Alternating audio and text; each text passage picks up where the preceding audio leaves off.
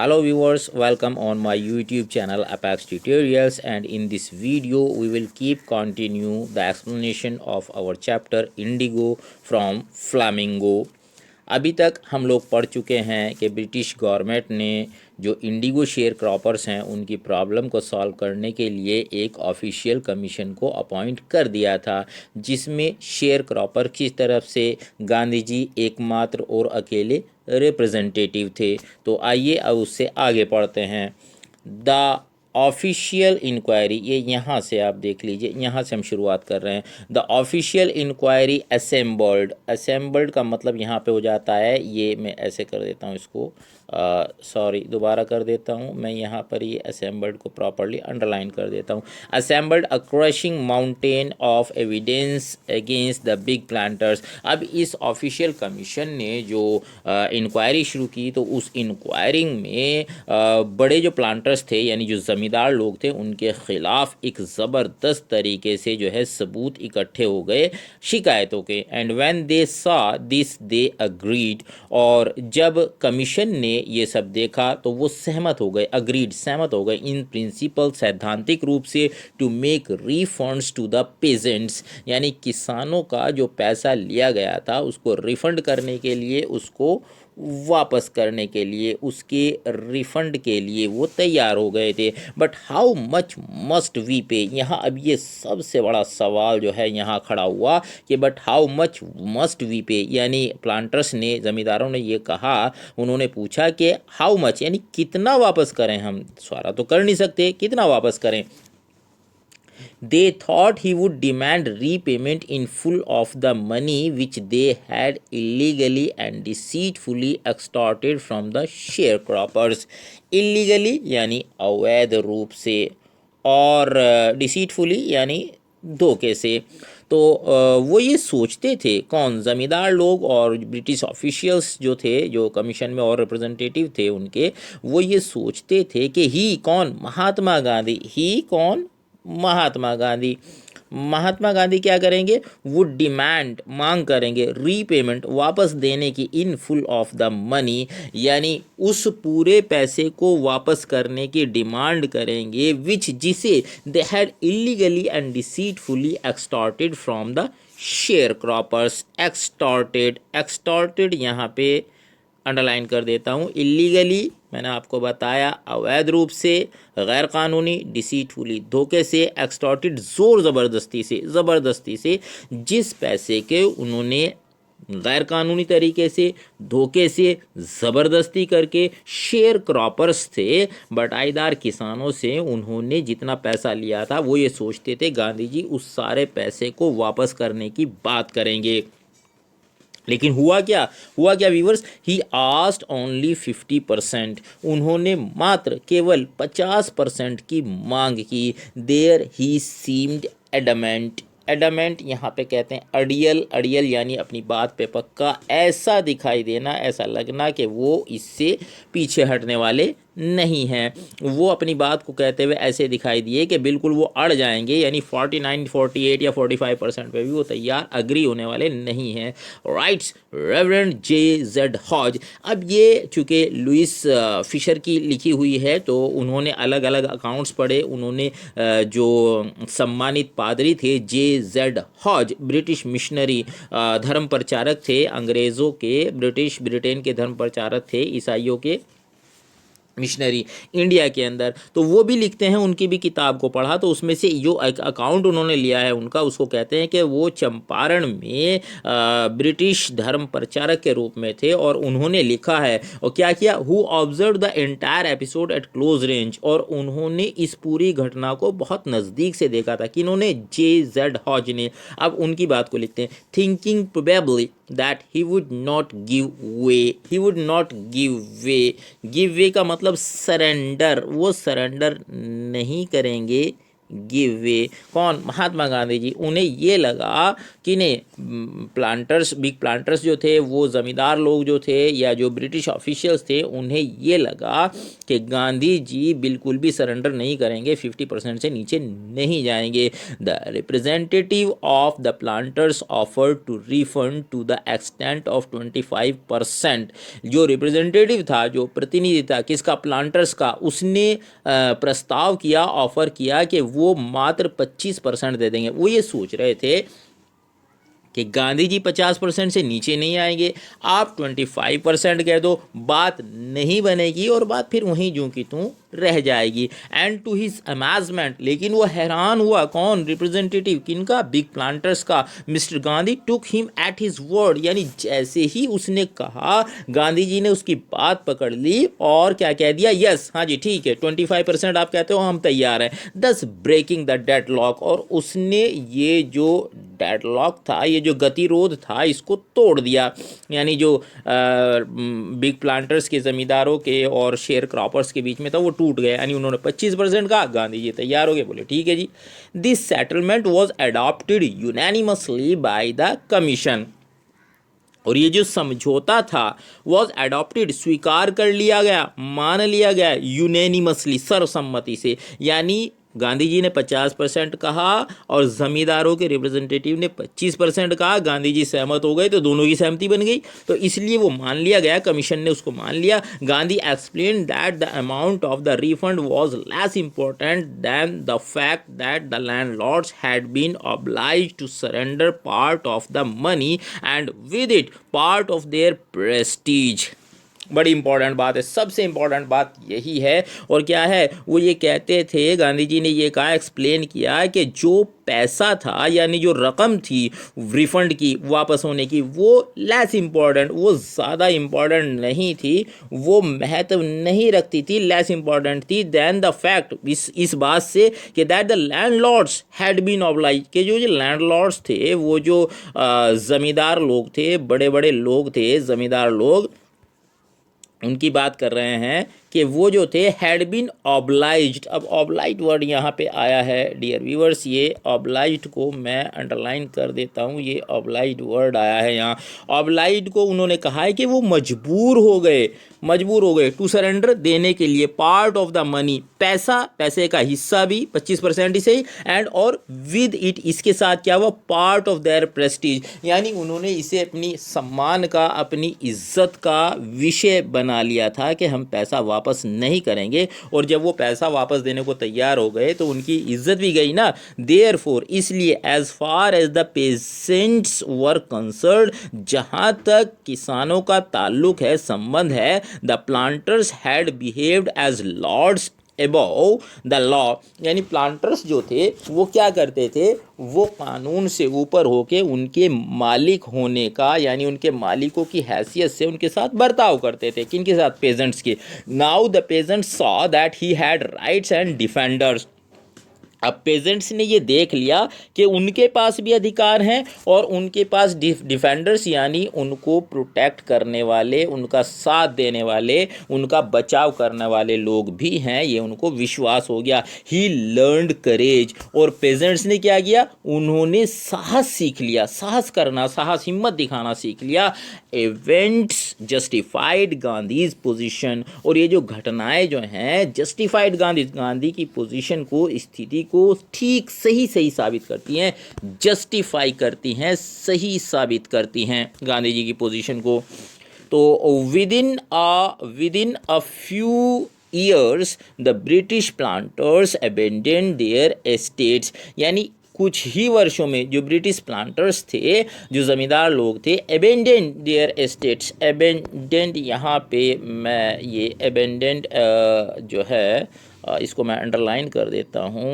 Abandoned का मतलब ये होता है कि छोड़ देना, गिव अप, है ना। और क्या छोड़ दिया उन्होंने? देयर एस्टेट्स, यानी अपनी जागीरें जो हैं उन्होंने छोड़ दी। Which reverted to the peasants, reverted word यहाँ पे आया है, रिवर्टेड, इसको अंडरलाइन कर लेते हैं। रिवर्टेड का मतलब है वापस दे दी गई, यानी जो रिवर्टेड टू द पेजेंट्स, यानी जो जागीरें थी, जो ज़मीनें थी, वो पेजेंट्स को, किसानों को वापस दे दी गई। इंडिगो शेयर क्रॉपिंग डिसअपियर्ड, और जो नील की खेती थी, शेयर क्रॉपिंग थी, वो ख़त्म हो गई। Gandhi never contented himself with large political और इकोनॉमिक सॉल्यूशंस, यानी गांधी जी ने कभी भी अपने आप को बड़े बड़े राजनीतिक और आर्थिक हलों से संतुष्ट नहीं किया, इससे वो कभी भी संतुष्ट नहीं की हुए। He saw the cultural and social backwardness in the Champaran villages and wanted to do something about it immediately, यानी ये कहा कि उन्होंने क्या देखा वहाँ चंपारण के अंदर, कल्चरल और सोशल बैकवर्डेडनेस, यानी उनकी सांस्कृतिक और सामाजिक जो स्थिति थी वो बहुत ही पिछड़ी हुई थी, and wanted to do something about it immediately, और वो एकदम से इसके लिए कुछ ना कुछ करना चाहते थे। ही अपील्ड फॉर टीचर्स, उन्होंने अपील की, रिक्वेस्ट की लोगों से कि यहाँ के लिए कुछ टीचर्स चाहिए, टीचर्स आइए। Mahadev Desai and Narhari Parikh, two young man who had just joined Gandhi as disciples and their wives volunteered for the work. अब जब गांधी जी ने टीचर्स का आह्वान किया तो दो लोग थे, महादेव देसाई और नरहरि पारिक। कौन लोग थे? महादेव देसाई थे और नरहरि पारिक थे, जिन्होंने अभी अभी गांधी जी के शिष्य बने थे, और वो अपनी पत्नियों के साथ, वो भी और उनकी दोनों की पत्नियां भी, चारों लोग जो है वॉलंटियर्ड, यहाँ पे वॉलंटियर्ड वर्ड है, यानी अपनी सहमति से, बिना किसी पैसे के, अपनी इच्छा से काम के लिए तैयार हो जाना। और वो पढ़ाने के लिए, इस काम के लिए उन्होंने अपनी सहमति दे दी बिना किसी पैसे के। Several more came from Bombay, Poona and other distant parts of the land, यानी उस ज़मीन के, उस हिस्से के, चंपारण के दूर दराज के इलाकों से, बॉम्बे से, पूना से बहुत सारे लोग पढ़ाने के लिए वहाँ पर आ गए। देवदास, गांधी यंगेस्ट सन, देवदास जो गांधी जी के सबसे छोटे बेटे थे, अराइव्ड फ्रॉम द आश्रम and so did Mrs Gandhi, यानी मिसिस गांधी, कस्तूरबा गांधी जो मिस्टर गांधी की जो वाइफ थी, वो और उनके सबसे छोटे बेटे जो है वहाँ से पहुँच गए। Primary schools were open in 6 villages, और 6 गाँवों में प्राथमिक विद्यालय खोल दिए गए। कस्तूरबाई अभी मैंने बताया, कस्तूरबाई किसकी पत्नी थी? वो गांधी जी की पत्नी थी। उन्होंने आश्रम के जो नियम थे, रूल्स थे, किस चीज़ के ऊपर? व्यक्तिगत सफाई के ऊपर और कम्युनिटी सैनिटेशन, यानी सामुदायिक सफाई के ऊपर। सामुदायिक सफाई क्या? जैसे मोहल्ले की, सड़कों की, या ऐसे प्लेस जो सब लोग इस्तेमाल करते हैं, उनकी सफाई के बारे में उन्होंने आश्रम के जो नियम थे वो वहाँ लोगों को बताए। हेल्थ कंडीशंस वर मिजरेबल, और स्वास्थ्य की जो हालत थी बहुत ही दयनीय थी, शोचनीय थी, बड़ी गंभीर थी और बहुत ही वर्स्ट यानी खराब थी। Gandhi got a doctor to volunteer his services for 6 month, Gandhi ji ने एक डॉक्टर मिल गए गांधी जी को, जिन्होंने बिना किसी पैसे के, वॉलंटियर थे वो, और उन्होंने 6 महीने तक सेवाएं देने का प्रॉमिस किया। 3 मेडिसिन वर अवेलेबल, उनके पास मात्र 3 दवाएं उपलब्ध थी। Castor oil dear students, castor oil अरंडी के तेल को कहते हैं, और ये कॉन्स्टिपेशन में स्पेशली दिया जाता है। कुनैन को कहते हैं, जो मलेरिया में दी जाती है, और सल्फर ऑइंटमेंट, यानी सल्फर का मलहम, जो फोड़े फुंसी में काम आता है। यही 3 दवाएं अवेलेबल थी। Anybody who showed a coated tongue was given a dose of castor oil, जिसकी जीभ पे चकत्ते जमे हुए होते थे, यानी कई लेयर्स होती थी, उसको कास्टर ऑयल दिया जाता था। Anybody with malaria fever received quinine plus caster oil, और जिसको मलेरिया होता था उसको कुनैन की गोलियां देते थे, कास्टर ऑयल भी देते थे। Anybody with skin eruptions received ointment plus caster oil. इस इरप्शंस यहाँ पे जो है फोड़े फुंसी को कहा है, रैशेस को कहा है, जिसको फोड़े फुंसी होती थी उसको मल्लम देते थे, और कास्टर ऑयल भी दिया जाता था। Gandhi notice the filthy state of women's clothes, filthy यानी डर्टी, गंदी जो स्थिति थी, कंडीशन थी औरतों के कपड़ों की, उसके बारे में गांधी ने उनको नोटिस किया, देखा, ध्यान दिया। He asked Kasturbai to talk to them about it, और उन्होंने अपनी वाइफ से, कस्तूरबाई से कहा कि वो इसके बारे में औरतों से बात करें। वन वुमन टुक कस्तूरबाई इनटू हर हट एंड सेड, एक औरत कस्तूरबाई को अपनी झोपड़ी में ले गई और उन्होंने कहा, look there is no box और कबर्ड हियर फॉर क्लॉथ्स, देखिए यहाँ पे न तो कोई संदूक है और ना ही कोई अलमारी है जिसमें हम कपड़े रख सकें। The sari I am wearing is the only one I have, जो साड़ी मैंने पहनी हुई है ये एकमात्र अकेली एक ही साड़ी मेरे पास है। During his long stay in Champaran, लंबे समय तक चंपारण में रहने के दौरान Gandhi kept a long distance watch on the आश्रम, दूर से ही उन्होंने आश्रम की देखभाल की, उस पर भी नज़र रखी। He sent regular instructions by mail and ask for financial accounts, यानी उन्होंने क्या कहा, उन्होंने जो है लगातार हिदायतें, निर्देश जो है बाय मेल यानी किससे, पत्र व्यवहार के द्वारा जो है वो भेजते रहे, और फाइनेंशियल जो अकाउंट्स हैं, जो आर्थिक लेखा जोखा है, खर्च का ब्यौरा है, उसे भी मंगवा लेते थे। Once he wrote to the residents that it was time to fill in the old latrine trenches and dig new ones, otherwise the old ones would begin to smell bad. उन्होंने क्या किया, उन्होंने एक लेटर में एक बार तो ये भी लिखा कि जो पुरानी खाइयाँ हैं, लैट्रिन की जो खाइयाँ हैं, उसको जो है क्या कीजिए, आप उसको बंद कर दीजिए और नई खोद लीजिए, नहीं तो एक ख़राब बदबू जो है चारों तरफ फैल जाएगी। The Champaran episode was a turning point in Gandhi's life, Champaran की जो घटना थी वो गांधी जी की लाइफ में एक टर्निंग पॉइंट थी, यानी बड़ा बदलाव लाने वाली थी। In Gandhi's life what I did, जो कुछ मैंने किया, ही एक्सप्लेन, वो बताते हैं, was a very ordinary thing, वो एक बहुत साधारण सी चीज़ थी। I declare that the British could not order me about in my own country, यानी मैंने ये घोषणा की, मैंने ये बताया, मैंने अंग्रेज़ों को ये बताने की कोशिश की कि वो मुझे मेरे देश में आदेश नहीं दे सकते, और ये साधारण बात थी मगर बताने का तरीका और हौसला जो है, ज़बरदस्त हौसले की ज़रूरत थी, इसीलिए गांधी जी को महात्मा कहा जाता है। But Champaran did not begin as an act of defiance, defiance यहाँ पे ये वर्ड है, और डिफायंस का अर्थ होता है, डियर व्यूअर्स, डिफायंस का अर्थ होता है डिसओबीडियंस, यानी कि किसी बात को ना मानना, अवमानना, अवहेलना, वही सिविल डिसओबीडियंस जो है। तो वहाँ यही चंपारण मूवमेंट जो है इसी चीज़ पे शुरू हुआ था।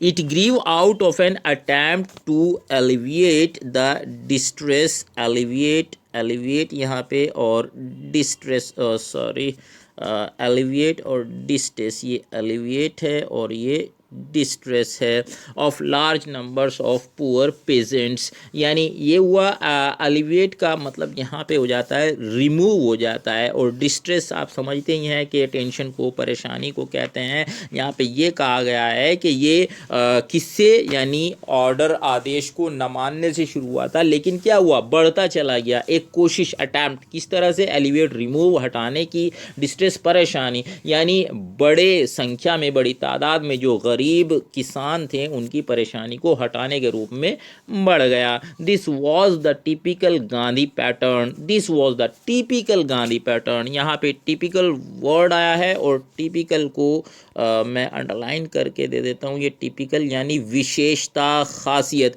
यही गांधी जी के मेथड की, तरीके की खासियत थी। His politics were intertwined with the practically pattern, intertwined word आया है यहाँ पर, इंटरट्वाइंड वर्ड को देख लेते हैं हम, यहाँ इंटरट्वाइंड को अंडरलाइन कर देता हूँ मैं, और ये हुआ इंटरट्वाइंड। इंटरट्वाइंड का मतलब होता है मिक्स्ड अप, यानी मिला जुला, with the practical day to day problems of the millions, है ना। तो यहाँ ये कहा गया है कि ये जो पॉलिटिक्स जो थी, वो राजनीति जो थी, वो मिक्स हो गई थी with the practical day to day problems of the millions, यानी लाखों करोड़ों लोगों की जो व्यवहारिक परेशानियां थी, दिन ब दिन की जो परेशानियां थी, प्रॉब्लम्स थी, समस्याएं थी, उनके साथ मिक्स हो गई थी. His was not a loyalty to abstractions. Abstractions जो है कल्पना को कहते हैं, इमेजिनेशन को कहते हैं, यानी उनकी वफादारी मात्र काल्पनिक झूठी नहीं थी. It was a loyalty to living human beings, यानी ये जो वफादारी थी, ये जो समर्पण था, ये जीते जागते इंसानों के लिए था. In everything Gandhi did moreover he tried to mould a new free India who could stand on his own feet and thus make India free. यानी सब कुछ क्या था गांधी जी ने जो किया, यानी इससे सब कुछ किया गांधी जी ने, मोर ओवर इससे भी अधिक क्या किया, उन्होंने हमेशा कोशिश की to mould new free Indian, यानी एक नए आज़ाद भारतीय को बनाने की, हु कुड स्टैंड जो खड़ा हो सकता था, ऑन हिज ऑन फीट अपने पैरों पर, यानी आत्मनिर्भर था, and thus make India free, और इस तरह से उन्होंने भारत को आज़ाद कराया. यानी हर एक भारतीय ये एहसास करे कि वो आज़ाद था, आत्मनिर्भर था. Early in the Champaran action, यानी चंपारण में जो शुरुआती काम थे, बिगिनिंग में, शुरुआत में, चार्ल्स फ्रेयर एंड्रयूज, जब वो शुरू में थे, तो Charles Freer Andrews the English pacifist who had become a devoted follower of the Mahatma, एक ब्रिटेन का ही अंग्रेज था जिसका नाम था चार्ल्स फ्रेयर एंड्रयूज, और वो पैसिफिस्ट था. पैसिफिस्ट कहते हैं जो युद्ध का विरोध करते हैं और शांति स्थापित करना चाहते हैं. Who had become a devoted follower of the Mahatma, जो महात्मा का एक समर्पित अनुयायी बन गया था. Came to bid Gandhi farewell before going on a tour of duty to the Fiji island, यानी वो महात्मा से मिलने आया, विदाई लेने आया. उसका एक टूर था फिजी आइलैंड पे, अपनी जो उसकी ड्यूटी थी, जो फर्ज था एज अ पैसिफिस्ट, उस पे जाने से पहले वो गांधी जी से मिलने आया, मुलाकात करने आया, विदाई लेने आया. Gandhi's lawyer friends thought it would be a good idea for Andrews to stay in Champaran and help them. Gandhi ji के जो वकील दोस्त थे, उनका ये मानना था, उन्होंने ये सोचा कि ये एक अच्छा विचार था कि अगर एंड्रयूज वहीं रुक जाए और इस मूवमेंट में उनकी मदद करे. Andrews was willing if Gandhi agreed, और एंड्रयू भी अपनी इच्छा से सहमति थी, उसकी मर्जी थी रुकने की, लेकिन अगर गांधी जी चाहें तो, उनकी सहमति हो तो. बट गांधी वॉज वेमेंटली, यानी यहाँ पे ये वर्ड है वेमेंटली, यानी जोरदार तरीके से, पुरजोर ढंग से अपोज्ड, उन्होंने विरोध किया गांधी जी ने इस बात का. ही सेड, उन्होंने कहा, you think that in this unequal fight it would be helpful if we have an ex Englishman on our side. तो उन्होंने ये कहा है कि तुम ये सोचते हो कि ये जो अनइक्वल फाइट है, अनइक्वल किस लिए कहा, अनइक्वल इसलिए कहा कि गरीब किसान थे और एक आम शहरी थे, और हर तरह से मजबूत सरकार थी, सरकार के सामने ये लोग लड़ रहे थे, तो इसलिए इसको अनइक्वल फाइट कहा गया. तो गांधी जी कहते हैं कि आप ये सोचते हो कि इस अनइक्वल फाइट में अगर एक अंग्रेज हमारे साथ होगा तो ये हमारे लिए क्या होगा, मददगार होगा, हेल्पफुल होगा, अगर एक अंग्रेज हमारी तरफ है. This shows the weakness of your heart, ये तुम्हारे हृदय की कमजोरी को दिखाता है. The cause is just and you must rely upon yourself to win the battle. Rely यहाँ पे वर्ड आया है, डिपेंड के लिए आया है. यहाँ ये कहा है कि असल में वजह क्या है, वो बस केवल इतनी है कि तुम्हें सिर्फ अपने अपने आप पर निर्भर होना चाहिए, अपने आप पे डिपेंड होना चाहिए इस लड़ाई को जीतने के लिए. You should not seek a prop.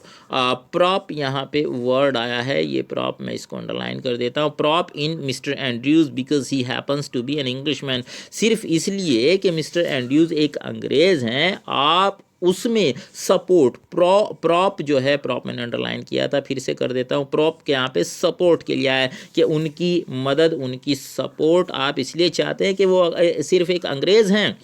He had read our minds correctly, उन्होंने हमारे हृदयों को, हमारे दिमाग को, हमारे मन को बिल्कुल सही सही पढ़ा था। राजेंद्र प्रसाद कमेंट्स, राजेंद्र प्रसाद टिप्पणी करते हैं, and we had no reply, और हमारे पास कोई जवाब नहीं था। Gandhi in this way taught us a lesson in self reliance, इस तरह से गांधी जी ने हमें सेल्फ रिलायंस यानी आत्मनिर्भरता का एक पाठ पढ़ाया। यहाँ एक बहुत इंपॉर्टेंट जो क्वेश्चन बन जाता है, लॉन्ग क्वेश्चंस में अक्सर ये आता रहता है, क्या कि सेल्फ रिलायंस का पाठ गांधी जी ने कैसे पढ़ाया। Gandhi in this way taught us a lesson in self reliance, इस तरह से गांधी जी ने हमें आत्मनिर्भरता का पाठ पढ़ाया। सेल्फ रिलायंस आत्मनिर्भरता, इंडियन इंडिपेंडेंस भारत की आज़ादी, भारतीय की आज़ादी, and help to sharecroppers were all bound together, और help to sharecroppers, bound कहते हैं जुड़ी हुई, यानी ये सारी चीज़ें आपस में एक दूसरे से